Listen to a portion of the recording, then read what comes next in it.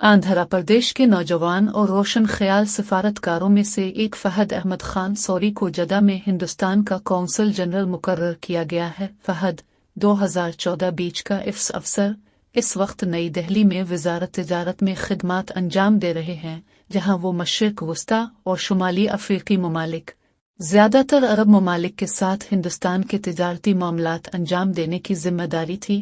London में एक साबिक बेकर और बिजनेस मैनेजमेंट और इंजीनियरिंग के ग्रेजुएट फहद अहमद खान आंध्र प्रदेश के करनौल के रहने वाले हैं और उनका ताल्लुक मरूफ कारोबारी खानदान से है।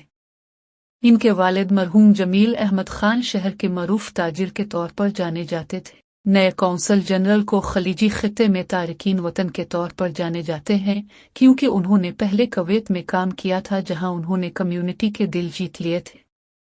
वो कोरोना बहरान के दौरान तारकीन वतन की वापसी में बढ़ चढ़ कर हिस्सा ले रहे थे।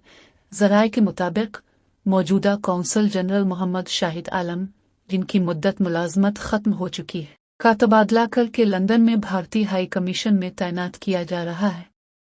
शाहिद आलम को आमतौर पर मास डिप्लोमेट कहा जाता है। वो आम आदमी तक आसानी से काबिल रसाई है और उन्होंने कम्युनिटी के तमाम तबकात के साथ अच्छे ताल्लुकात उस्तवार किए हैं। दुनिया के इस हिस्से में सिर्फ मुसलमान सिफारतकार ही हज ऑपरेशन में शामिल मिशन के तौर पर तैनात हैं।